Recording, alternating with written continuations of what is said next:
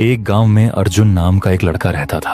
अर्जुन पढ़ाई में बहुत होशियार था और सब उसकी बुद्धि और तेज दिमाग की तारीफ करते थे। लेकिन अर्जुन की एक बड़ी कमजोरी थी, वह समय का सही उपयोग नहीं करता था। वह अपना ज्यादातर समय दोस्तों के साथ खेलने, मोबाइल पर गेम खेलने और बेकार की बातों में बिताता था। उसके माता पिता ने कई बार उसे समय की कीमत समझाने की कोशिश की, लेकिन अर्जुन को यह बात समझ नहीं आती थी। वह हमेशा सोचता, मेरे पास बहुत समय है, सब कुछ बाद में कर लूंगा, अभी तो मजे करने दो।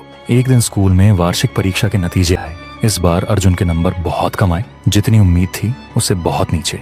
जिस अर्जुन की टीचर तारीफ करते थे वही अब निराश हो गए। यहाँ तक कि उसके दोस्त भी उससे दूर होने लगे।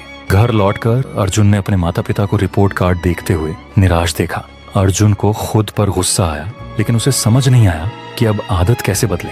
उस रात अर्जुन अपने दादाजी के पास गया, जो गांव के सबसे समझदार और सम्मानित बुजुर्ग थे। दादाजी के पास बैठकर अर्जुन ने अपनी परेशानी बताई और कहा, दादाजी, मैं समझ नहीं पा रहा कि मैं इस बार फेल कैसे हो गया, जबकि मैं एक अच्छा छात्र हूँ। दादाजी मुस्कुराए और बोले, बेटा, समस्या यह नहीं कि तुम अच्छे छात्र नहीं हो, समस्या यह है कि तुमने समय को हल्के में लिया। समय बहुत कीमती होता है, अगर इसका सही उपयोग करो तो सफलता मिलती है, और अगर इसे बर्बाद करो तो ये पीछे खींच लेता है। अर्जुन ने हैरानी से पूछा, लेकिन दादाजी, समय तो हमेशा होता है ना, मैं बाद में भी सब कर सकता हूँ। दादाजी गंभीर होकर बोले, नहीं बेटा, समय नदी के बहते पानी जैसा है, जो बह गया वो कभी वापस नहीं आता।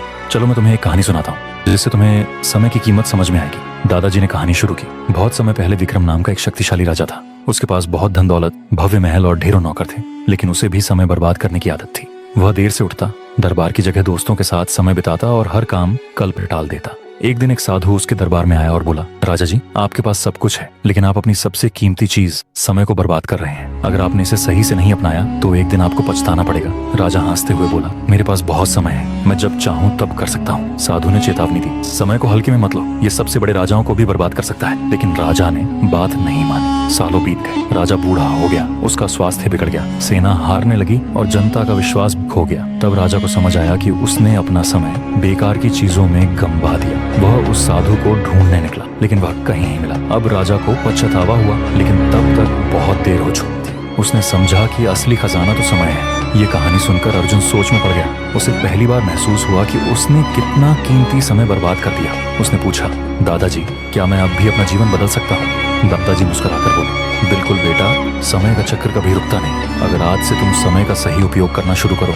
तो तुम्हें सफल होने से कोई नहीं रोक सकता। लेकिन याद रखना, जो काम आज कर सकते हो उसे कल पर मत टालो। उस दिन के बाद अर्जुन ने संकल्प लिया कि वह समय का सही उपयोग करेगा। उसने एक दिनचर्या बनाई, हर काम के लिए समय तय किया। वह सुबह जल्दी उठने लगा, पढ़ाई पर ध्यान देने लगा और व्यर्थ की बातों से दूर रहने लगा। धीरे धीरे उसके मेहनत के अच्छे नतीजे आने लगे। अगली परीक्षा में वह क्लास में प्रथम आया, फिर वह एक सफल व्यवसायी